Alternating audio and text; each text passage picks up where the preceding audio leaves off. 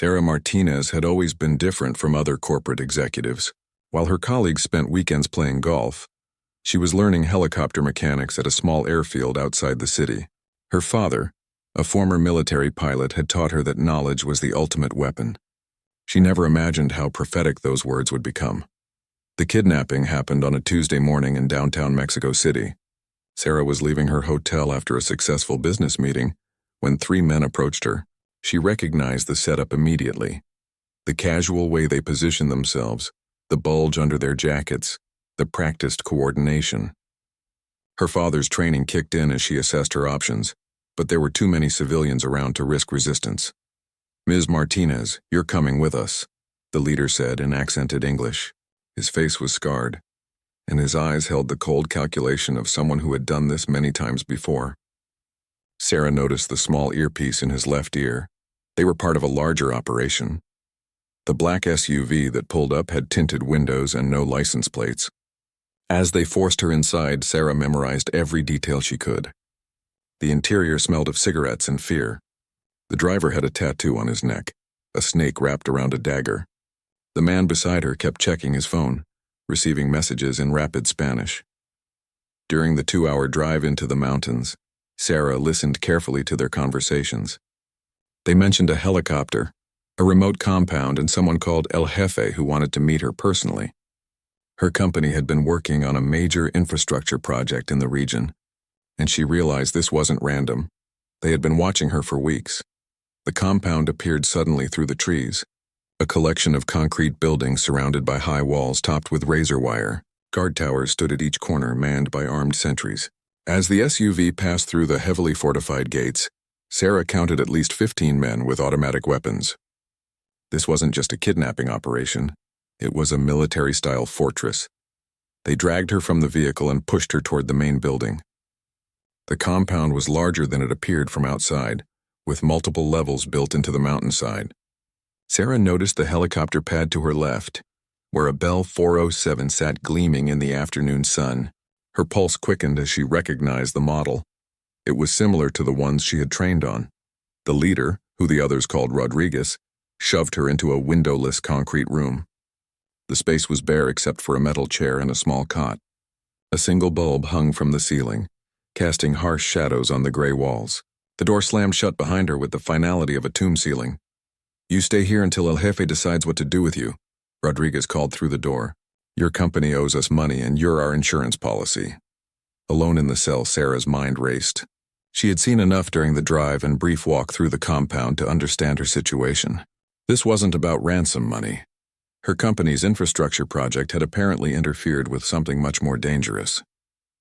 The professional nature of the operation, the military-grade weapons, and the fortress-like compound suggested she had stumbled into the territory of a major criminal organization. She examined every inch of her prison, looking for weaknesses. The walls were solid concrete, the door was steel with no visible lock mechanism on her side, and the single window was too small and too high to be useful. But Sarah wasn't looking for a way out yet. She was gathering information. Over the next several hours, she listened to the sounds of the compound. Footsteps passed her door regularly, guard rotations every 2 hours. Vehicle engines started and stopped at predictable intervals. Most importantly, she heard the helicopter's engines testing twice, which meant it was being maintained and was flight ready. When Rodriguez returned with a plate of rice and beans, Sarah was ready with questions. She kept her voice respectful but curious, playing the role of a confused businesswoman who didn't understand what was happening. "I don't understand why you've taken me," she said, accepting the food gratefully. "My company has all the proper permits for our project." Rodriguez laughed, but there was no humor in it. "Your permits mean nothing here. You built your roads through our territory without asking permission. Jefe doesn't like uninvited guests." "What kind of permission?" "I had no idea we needed to coordinate with anyone other than the government." "The government?" Rodriguez's scarred face twisted into a sneer. "Lady, you're not in government territory anymore. This is our land, and we control everything that moves through it. Your roads made it too easy for our competitors to move their products." Sarah pretended to be shocked by this revelation, but inside she was calculating. The criminal organization was using the remote mountain passes for smuggling operations. and her company's new road system had apparently disrupted their routes. She was caught in the middle of a territorial dispute between rival criminal groups. "How long will I be here?" she asked, genuine fear creeping into her voice. "Until your company agrees to reroute their roads and pay compensation for their interference," Rodriguez replied. "Could be days, could be weeks. Depends how much they value your life." After he left, Sarah lay on the narrow cot and stared at the ceiling. She thought about her father's lessons during their weekend flying sessions. He had always emphasized that the most dangerous moment in any crisis was when your captors became comfortable, when they stopped seeing you as a threat. That was when opportunities presented themselves. She closed her eyes and began to plan. The helicopter was her way out, but getting to it would require perfect timing and a level of deception that would make her father proud. She had one advantage her captors didn't know about. They had kidnapped someone who understood their escape route better than they did. The third day of Sarah's captivity began with unusual activity throughout the compound. She'd been carefully tracking the daily routines, memorizing guard shifts and noting when the helicopter was used. Today felt different. Voices were more urgent, radio chatter more frequent, and she could hear vehicles arriving throughout the morning. Rodriguez appeared at her door earlier than usual, his scarred face tense with irritation. Behind him stood a man Sarah hadn't seen before, tall, expensively dressed with silver hair and cold gray eyes that seemed to evaluate everything they saw. "This had to be El Jefe, Ms. Martinez," the silver-haired man said in perfect English, his voice carrying the authority of someone accustomed to absolute obedience. "I am Carlos Mendoza. We need to discuss your company's unfortunate business practices." Sarah stood slowly, keeping her expression neutral despite her racing heart. She had researched Mendoza years ago when her company first considered projects in this region. He was rumored to control vast smuggling networks throughout Central America, but no law enforcement agency had ever been able to prove his involvement. "Mr. Mendoza, I think there's been a misunderstanding. My company follows all legal requirements for our construction projects." Mendoza smiled, but the expression never reached his eyes. "Legal requirements? How refreshing to meet someone who still believes in such concepts. Unfortunately, your legal roads have created illegal problems for my organization." He gestured for her to sit, then positioned himself near the door while Rodriguez remained in the hallway. Sarah noticed that Mendoza carried himself with the confidence of someone who had never been physically threatened, someone who relied on others to handle violence while he managed strategy. "Your infrastructure project has given my competitors easy access to territories they previously couldn't reach," Mendoza continued. "This has disrupted a very delicate balance of power that took years to establish. Roads, you see, are not just pathways for legitimate commerce." Sarah decided to play ignorant while gathering as much information as possible. "I had no idea our project would affect local business relationships." "What kind of solution are you looking for?" "Simple. Your company will reroute the eastern section of the highway to avoid the Tres Hermanos Pass, and you will pay $5 million in compensation for the disruption you've already caused. Consider it a business consultation fee." $5 million? Sarah let genuine shock color her voice. "That's an enormous sum. I don't have authority to approve such an expenditure." "Then we will wait while you contact someone who does." Mendoza's tone suggested this was not a negotiation. "My men are already in communication with your corporate headquarters. They understand the urgency of the situation." Sarah's blood ran cold. If Mendoza's people had contacted her company, it meant they had researched her thoroughly. They knew her position, her authority levels, and probably her personal connections. This wasn't an opportunistic kidnapping. It was a calculated business transaction with her life as collateral. "How do I know you'll release me once the payment is made?" she asked. "You don't," Mendoza replied with brutal honesty. "But consider the alternative. Your company has 2 days to respond favorably to our proposal. If they refuse, we will be forced to demonstrate our seriousness by sending them pieces of you until they reconsider." After Mendoza left, Sarah was alone with the terrible knowledge that her situation had just become exponentially more dangerous. She had initially hoped her kidnapping was primarily about ransom money, which would make her valuable alive. Now she understood that Mendoza saw her as a disposable tool in a much larger criminal enterprise. She forced herself to remain calm and continue her observations. During the afternoon, she heard the helicopter start up and watched through her small window as it lifted off. Two men in military-style clothing climbed aboard before departure, suggesting it was being used for transportation rather than reconnaissance. The helicopter returned after dark, and Sarah heard new voices in the compound, women speaking rapidly in Spanish, followed by the sound of vehicles departing. She realized the compound was being used as a way station for human trafficking, as well as drug smuggling. The scope of Mendoza's operation was far larger than she had imagined. That evening, a different guard brought her food, a young man who looked nervous and avoided eye contact. Unlike the hardened criminals she had seen elsewhere in the compound, this guard seemed new to the organization. "What's your name?" Sarah asked in Spanish, which seemed to surprise him. "Miguel," he replied automatically, then looked worried that he had answered. "How long have you worked here, Miguel?" 3 weeks, he said, then quickly added, "I'm not supposed to talk to you." "I understand. I'm just scared and trying to make sense of what's happening to me."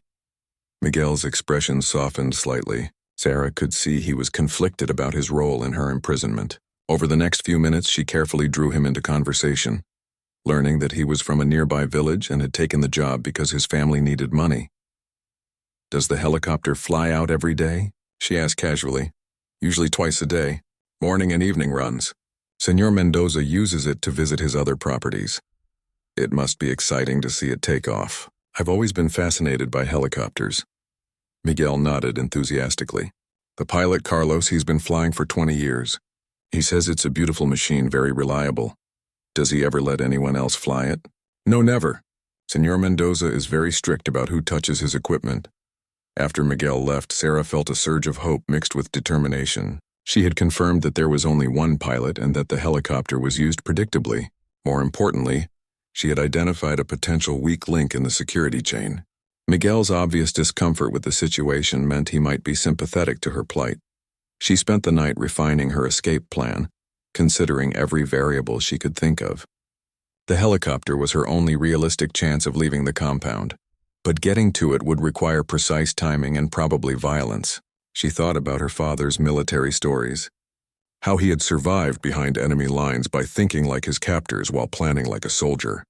The key would be making Mendoza's people underestimate her until the critical moment. She was a businesswoman, not a threat. She was valuable, not dangerous. She was trapped, not planning. As long as they believed these things, she would have the element of surprise when she needed it most. Sarah fell asleep, mentally rehearsing every step of her plan, knowing that when opportunity presented itself, she would have only one chance to escape or die trying.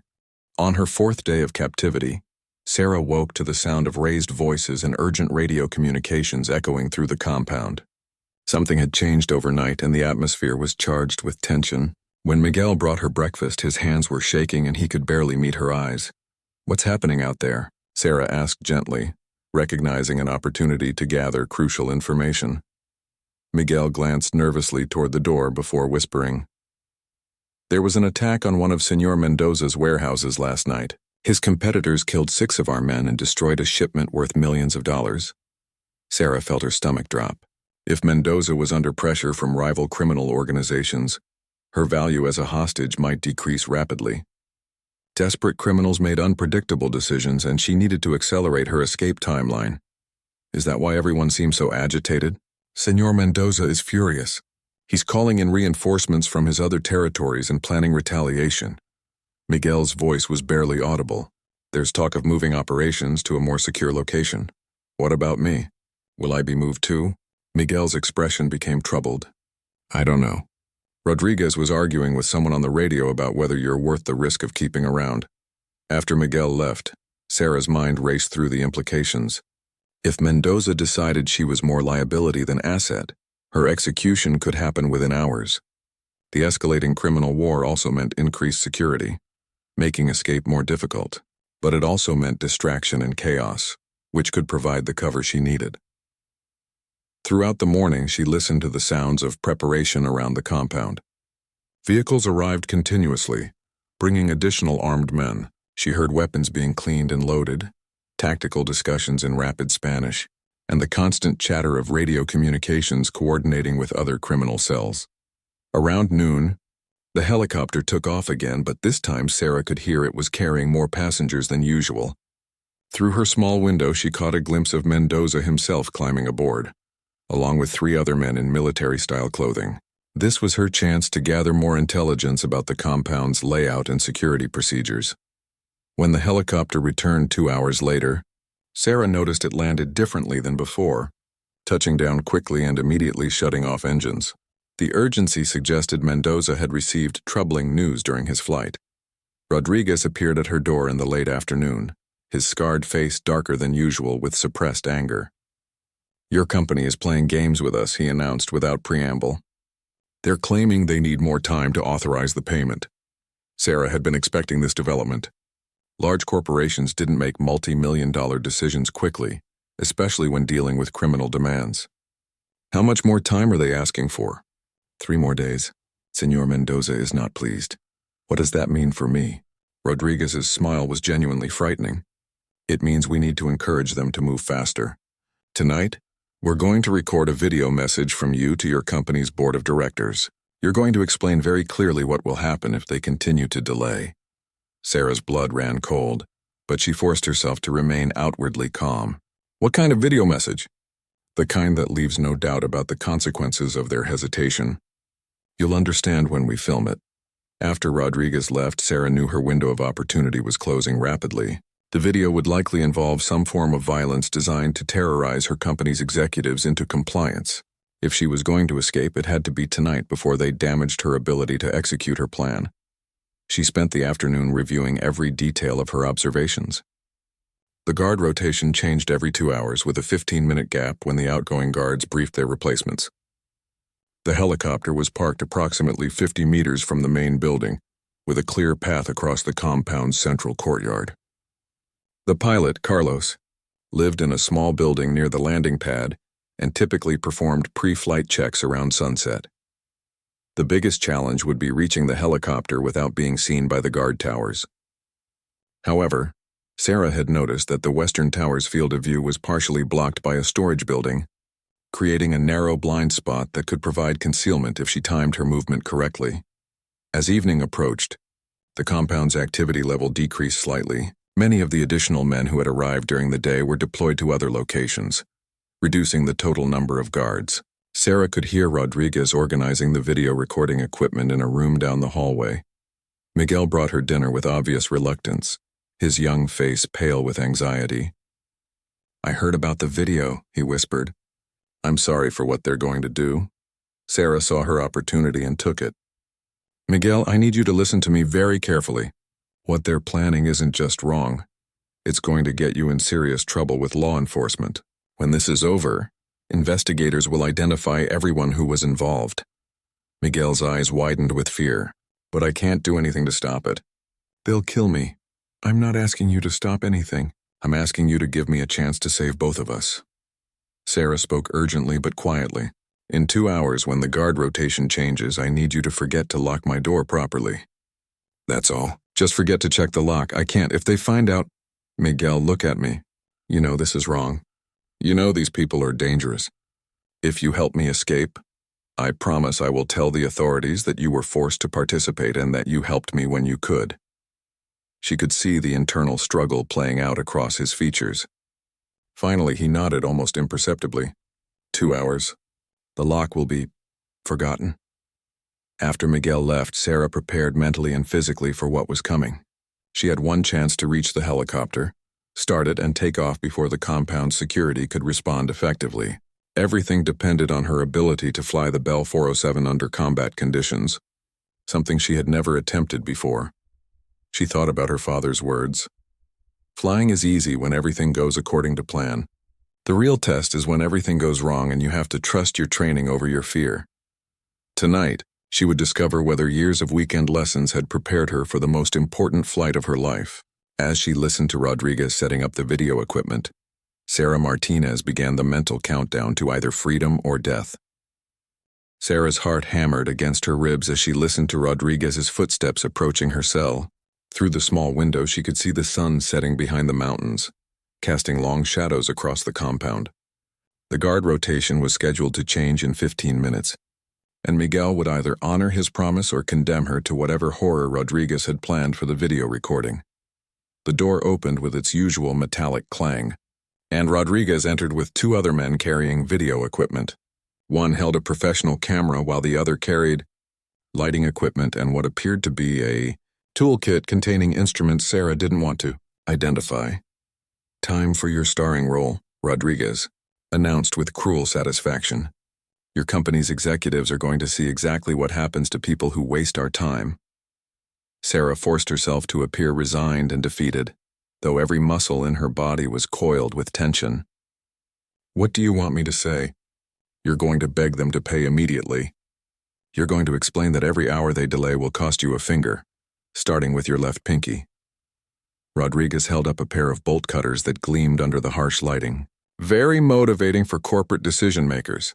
The man with the toolkit began arranging his instruments on a small table, while the cameraman set up his equipment. Sarah realized with growing horror that they intended to actually mutilate her on camera, not just threaten to do so. This wasn't psychological warfare. It was real torture designed to break her company's resolve. "Please," she whispered, not having to fake the terror in her voice. "There has to be another way." There was another way. Your company chose not to take it. Rodriguez tested the bolt cutters by snipping through a pencil, the sharp crack echoing off the concrete walls. "Now we demonstrate the consequences of poor decision-making." As they finished setting up the equipment, Sarah caught sight of movement outside her window. A guard was walking toward the main building, the incoming rotation arriving early. Her stomach clenched with desperation as she realized the timing was wrong. Miguel hadn't had a chance to sabotage her lock yet. The cameraman powered on his equipment and began adjusting settings while Rodriguez positioned Sarah in the metal chair. The man with the toolkit approached with restraints designed to hold her arm steady for the amputation. Sarah's mind raced through increasingly desperate alternatives, but she was outnumbered 3-1 in a confined space with no weapons. "Before we begin," Rodriguez said to the cameraman, "I want to check on the perimeter security. Too many vehicles arrived today, and I want to make sure our defenses are properly positioned." He left the room, taking one of the men with him, but leaving the cameraman behind. Sarah saw her opportunity and took it. When the remaining guard turned to adjust a light, she lunged forward and grabbed the hot lighting fixture, swinging it in a wide arc that caught him across the side of his head. The man crashed into the video equipment, sending the camera tumbling to the floor with a satisfying crack. Sarah didn't wait to see if he was unconscious. She bolted through the door and into the hallway. The corridor was dimmer than her cell, and it took precious seconds for her eyes to adjust. She could hear Rodriguez's voice coming from somewhere to her left, so she turned right and ran toward what she hoped was an exit. Behind her, she heard the injured guard groaning and beginning to raise an alarm. Sarah reached a heavy door and yanked it open to find herself in the compound's central courtyard. The helicopter sat 50 meters away, its sleek profile silhouetted against the darkening sky. Between her and the aircraft, two guards were walking their patrol route, assault rifles slung casually across their shoulders. She pressed herself against the building's wall and evaluated her options. The guard towers were manned, but their attention was focused outward, watching for external threats. The storage building that blocked the western tower's view was 20 meters to her right. If she could reach it without being seen, she might be able to approach the helicopter from its blind side. Rodriguez's voice suddenly boomed across the compound through a loudspeaker system. "The prisoner has escaped her cell. All units search the buildings. She cannot leave the compound." Sarah cursed under her breath as floodlights blazed to life across the courtyard. Her brief advantage of darkness vanished, and she could hear boots running on concrete as guards responded to the alert. She had perhaps 2 minutes before they would search every building systematically. The two patrolling guards had stopped in the middle of the courtyard and were scanning the area around them. Sarah realized she had no choice but to create a distraction. She picked up a loose chunk of concrete and hurled it toward the opposite side of the compound, where it clattered against a metal roof. Both guards immediately turned toward the sound and began moving to investigate. Sarah sprinted from her hiding place toward the storage building, her feet pounding against the concrete as she crossed the exposed distance. She expected to hear shouts or gunfire at any moment, but somehow reached the building's cover without being spotted. From her new position, she could see the helicopter more clearly. The pilot, Carlos, was indeed performing his evening pre-flight inspection, walking around the aircraft with a checklist. He seemed unaware of the security alert. focused entirely on his routine maintenance procedures. Sarah took a deep breath and began moving along the storage building's wall toward the landing pad. She could hear Rodriguez coordinating the search through his radio, his voice growing more urgent as guards reported negative findings in each building they checked. "Search the perimeter," Rodriguez commanded. "She might be trying to reach the fence." Sarah almost smiled at the irony. While Rodriguez's men searched for her at the compound's edges, she was moving toward its center, toward the one escape route they probably weren't guarding because it seemed impossible for a civilian to use. She reached the edge of the storage building and peered around the corner. Carlos was now on the opposite side of the helicopter, checking the tail rotor. The aircraft was approximately 15 meters away across open ground. Once she left the building's cover, she would be completely exposed to the guard towers and any patrols that might look in her direction. Sarah waited until Carlos moved to the helicopter's far side, then broke cover and ran toward the aircraft. Her father's voice echoed in her memory. "Speed and surprise are your best weapons when you're outnumbered." She reached the helicopter just as Carlos walked around to the pilot's side door. When he saw her, his expression shifted from confusion to alarm, and he opened his mouth to shout a warning. Sarah didn't give him the chance. Years of self-defense training guided her as she grabbed his radio before he could use it, and delivered a sharp blow to his solar plexus that dropped him to his knees, gasping for breath. "I'm sorry," she whispered as she pulled the door handle and climbed into the pilot's seat. "But I'm not dying here tonight." Sarah's hands flew over the familiar controls as she began the startup sequence her father had drilled into her countless times. The Bell 407's engines whined to life, and the main rotor began its slow acceleration toward takeoff speed. Through the windscreen, she could see guards running toward the landing pad, their weapons raised and ready to fire. The helicopter's rotors reached takeoff speed, just as the first gunshots rang out across the compound. Bullets sparked off the aircraft's metal skin as Sarah pulled the collective and felt the aircraft lift off the ground. The Bell 407 rose unsteadily at first. Her hands were shaking with adrenaline, and it had been months since her last flying lesson. "Focus," she whispered to herself, hearing her father's voice in her memory. "Trust your training, ignore the fear." More gunfire erupted from below as the guards realized what was happening. Sarah pushed the cyclic forward and banked the helicopter toward the compound's eastern wall, hoping to put the main building between herself and the guard towers. The aircraft responded sluggishly at first, but as she found her rhythm with the controls, her confidence began to return. Rodriguez's voice crackled over the helicopter's radio, which she had forgotten to turn off. "Shoot her down. Bring that aircraft back to the ground immediately." Sarah reached for the radio controls and switched to a different frequency, hoping to contact authorities outside the compound. Instead, she heard other voices, Mendoza's men coordinating from multiple locations throughout the mountains. Her heart sank as she realized the criminal organization was far larger than she had imagined, with outposts and safe houses scattered across the region. "Alpha Base, this is Rodriguez. The prisoner has stolen the helicopter and is heading east toward the valley. All units converge on grid reference 774. Sarah banked sharply to the south, away from the direction Rodriguez had announced. She was flying blind in unfamiliar territory as darkness fell across the mountains. But she knew that following predictable escape routes would be suicide. The criminal organization clearly had resources positioned throughout the area. As she gained altitude, Sarah could see lights from other compounds scattered across the mountainous landscape. Vehicle headlights were moving along mountain roads converging toward her general location. Mendoza's network was mobilizing to recapture her, and she realized with growing alarm that she was flying into a coordinated trap. The helicopter's fuel gauge showed 3/4 full, enough for perhaps 2 hours of flight time. Sarah's knowledge of the local geography was limited, but she knew the nearest major city was approximately 90 minutes to the northwest. However, flying directly toward populated areas would be exactly what her pursuers expected. Her father's tactical lessons echoed in her mind. When you're being hunted, never do what the enemy expects. Use their assumptions against them. Sarah made a decision that went against every instinct for immediate safety.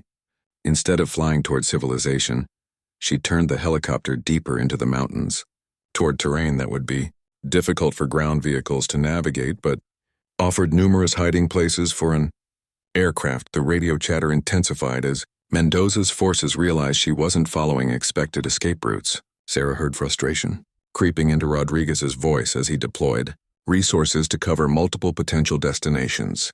Without knowing her actual direction, she could be heading for any of 6 different cities.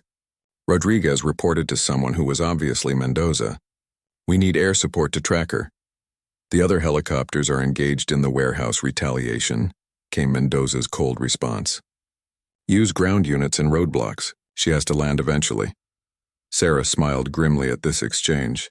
Mendoza's ongoing criminal war was working in her favor, tying up resources that might otherwise be hunting her. But she knew her advantage was temporary. As soon as dawn broke, aircraft from government forces or rival criminal groups would be able to track her visually. She needed a plan beyond simple escape. Flying aimlessly through the mountains would only delay her recapture, not prevent it. Sarah began thinking like the business executive she was, considering the strategic implications of her situation. Mendoza's organization was powerful locally, but they operated in the shadows, avoiding government attention through bribery and intimidation. If Sarah could reach authorities with evidence of the compound's location and operations, she could bring legitimate law enforcement into the equation. The helicopter's navigation system would have recorded their departure point, providing exact coordinates.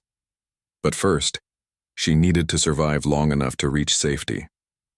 Sarah checked the aircraft's equipment and found emergency supplies including flares, a basic medical kit, and most importantly, an emergency locator beacon. If she could get close enough to a major population center, the beacon would bring rescue teams to her location. The helicopter suddenly shuddered as something struck the fuselage. Sarah's blood went cold as she realized someone was shooting at her from the ground. She pushed the cyclic forward and dove toward a valley between 2 ridgelines, using the terrain to break visual contact with whatever ground force had spotted her. "Base, this is Unit 7, came a voice over the radio. "I had visual contact with the helicopter near Piedra Canyon. Took several shots but lost her in the valley." Sarah now knew that Mendoza had positioned teams throughout the mountain passes, probably using the same routes his organization used for smuggling operations. She was flying through a network of criminal outposts, any of which could spot her and vector pursuit forces to her location. The helicopter's lights were off, but the sound of the rotors would carry for miles in the thin mountain air. Sarah realized she needed to land and hide until daylight, when she could navigate visually without using the aircraft's lighting systems. Flying blind through unfamiliar mountains in darkness was almost as dangerous as facing Mendoza's men. She spotted a small clearing on a ridge above the valley and carefully set the helicopter down among a grove of pine trees. The aircraft settled onto the uneven ground with a bump that sent a spike of fear through her. Any damage to the landing gear would strand her in the wilderness. Sarah shut down the engines and sat in the sudden silence, listening for any sound of pursuit. The mountain air was cold and thin, and she could see her breath as she opened the pilot's door. She had bought herself time, but morning would bring new dangers. Ground search teams would be able to track the helicopter's landing site, and aircraft would be able to spot her from the air. As she checked the helicopter's emergency supplies, Sarah began planning the next phase of her escape. She had successfully hijacked the aircraft and evaded immediate capture, but the real challenge was just beginning.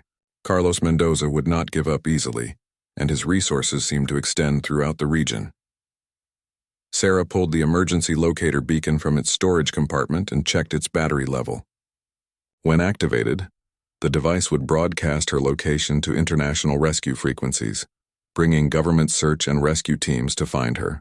But it would also alert anyone else monitoring those frequencies, potentially including Mendoza's people. She decided to wait until first light before activating the beacon, giving herself the best chance of being found by legitimate authorities rather than criminal forces. Until then, she would have to survive the night in the mountains while staying hidden from the search teams she could hear coordinating over the radio. As Sarah settled in to wait for dawn, she reflected on how much her life had changed in just 4 days. She had gone from being a successful business executive to a fugitive hiding in the mountains, having committed aircraft theft, assault, and probably a dozen other crimes in her escape attempt. But she was alive, she was free, and she had information that could bring down a major criminal organization.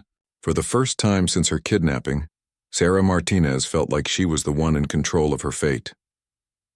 Dawn broke slowly over the mountains, revealing a landscape that was both breathtaking and terrifying. Sarah had spent the night huddled in the helicopter's cabin, drifting in and out of restless sleep while monitoring radio communications from Mendoza's search teams. The criminal organization had deployed dozens of men throughout the mountains, creating a web of hunters that grew tighter with each passing hour. As sunlight illuminated the ridge where she had landed, Sarah could see the true scope of her predicament. The helicopter was hidden among trees, but from the air it would be visible to anyone specifically looking for it. Vehicle tracks were etched into the valley below, evidence of the systematic search that had continued throughout the night. Sarah activated the emergency locator beacon and immediately felt the weight of an irreversible decision. Within minutes, her exact location would be broadcasting to rescue frequencies monitored by government agencies across Central America. But Mendoza's organization might be monitoring those same frequencies, turning her rescue signal into a beacon for her captors. The radio crackled with a new voice, someone with military precision in his speech patterns. All ground units maintain search perimeter. Aviation support will be available in approximately 30 minutes. Sarah's heart sank as she realized Mendoza had somehow acquired helicopter support for the manhunt. Her advantage of mobility was about to disappear, and she would be trapped on the ground against a force with superior numbers, equipment, and knowledge of the terrain. She made a desperate decision. Rather than waiting passively for rescue or recapture, Sarah would use the stolen helicopter for one final gambit. The aircraft's navigation system had recorded the exact coordinates of Mendoza's compound, along with flight paths to other locations the helicopter had visited. This information was evidence of the entire criminal network's geographic footprint.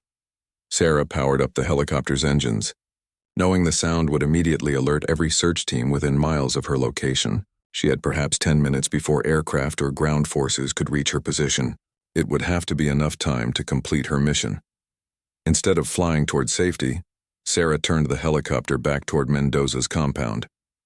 Her father had taught her that sometimes the most unexpected action was the most effective, and no one would anticipate the escaped prisoner returning to attack her captors.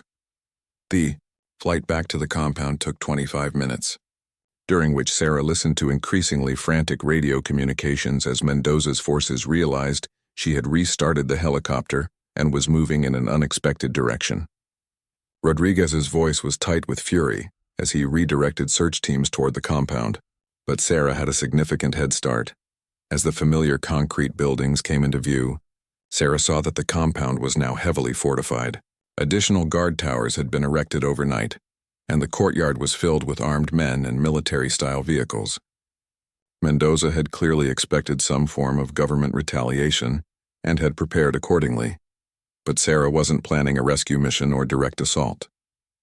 Her target was the compound's communication array, a cluster of radio antennas and satellite dishes mounted on the main building's roof.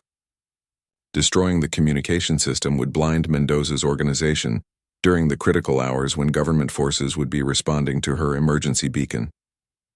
Sarah brought the helicopter in fast and low, approaching from the direction of the rising sun to use the glare as partial concealment.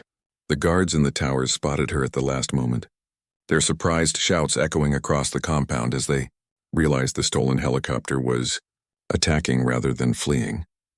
Gunfire erupted from multiple positions as Sarah lined up the aircraft for her attack run. Bullets sparked off the helicopter's skin and spiderwebbed the windscreen, but the Bell 407's robust construction kept the critical systems functioning.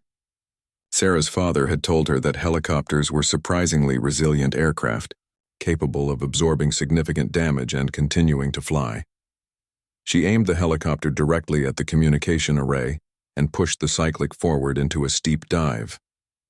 At the last possible moment, Sarah pulled back on the controls and felt the aircraft's landing skids tear through the antenna farm, ripping cables and crushing delicate electronic equipment in a shower of sparks and debris.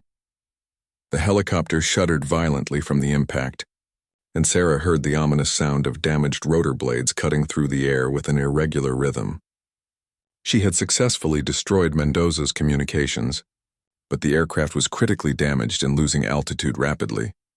Sarah fought to maintain control as the helicopter limped away from the compound, black smoke trailing from the engine compartment. The controls were becoming increasingly unresponsive, and she could feel vibrations throughout the airframe that suggested imminent mechanical failure. She spotted a flat area near a main road approximately 2 miles from the compound and aimed for it. Knowing this would be her final landing, the helicopter touched down hard, bouncing twice before settling with a grinding crash that threw Sarah against her restraints. As she climbed from the wreckage, Sarah could see vehicles racing along the road toward her position. Some were clearly Mendoza's pursuit teams, but others bore the markings of government forces responding to her emergency beacon.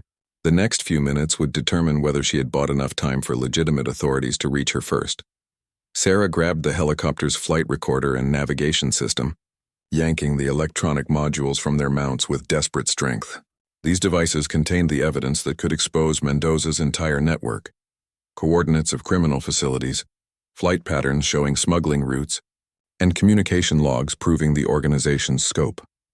The first vehicle to reach her was a Mexican Army transport truck, its soldiers deploying with professional efficiency to secure the crash site.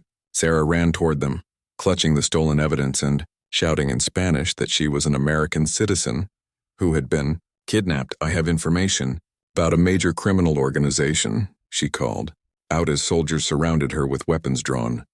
"Carlos Mendoza's compound is 2 miles north of here. He's responsible for kidnapping, human trafficking, and drug smuggling throughout this region." The soldier who appeared to be in command studied Sarah carefully, taking in her torn clothing, obvious injuries, and the helicopter wreckage behind her. His expression suggested he was evaluating whether she was victim, criminal, or something more complicated. "Ma'am, you're under arrest for aircraft theft and destruction of property. You have the right to remain silent." Sarah almost laughed at the irony. After everything she had endured and accomplished, she was being arrested by the very authorities she had risked her life to contact. But as additional government vehicles arrived at the crash site, she noticed they were setting up a perimeter that would protect her from Mendoza's approaching forces. "Sergeant," Sarah said to the commanding soldier, "I understand I'm under arrest, but I have evidence of crimes that are far more serious than aircraft theft. Carlos Mendoza has been operating a criminal empire from a fortified compound in these mountains, and I can prove it." She held up the flight recorder and navigation modules. "These devices contain the GPS coordinates of every location this helicopter has visited, including Mendoza's main base and several satellite facilities. They also have communication logs showing the scope of his organization." The sergeant looked skeptical, but Sarah could see interest in his eyes. "We'll sort this out at headquarters, ma'am. Right now, our priority is getting you medical attention and securing this area." As government forces established control of the crash site, Sarah watched Mendoza's vehicles arriving too late to recapture her. Rodriguez stood beside one of the cars. His scarred face twisted with rage as he realized his prey had escaped and probably brought law enforcement down on their entire operation. Sarah Martinez had accomplished something that seemed impossible just hours earlier. She had not only survived her kidnapping and escaped from a heavily fortified criminal compound, but she had gathered evidence that would expose Carlos Mendoza's organization to legitimate authorities. The helicopter she had hijacked lay twisted and smoking behind her, its mission complete. Sarah had indeed struck back against her captors, and while she faced arrest for the crimes she had committed during her escape, she knew that justice would ultimately prevail. As the Army medic examined her injuries, Sarah reflected on how 4 days of captivity had transformed her from a business executive into someone capable of actions she had never imagined. Her father would have been proud of how she had used his lessons to survive when survival seemed impossible. The nightmare was over, but Sarah Martinez's real victory was just beginning.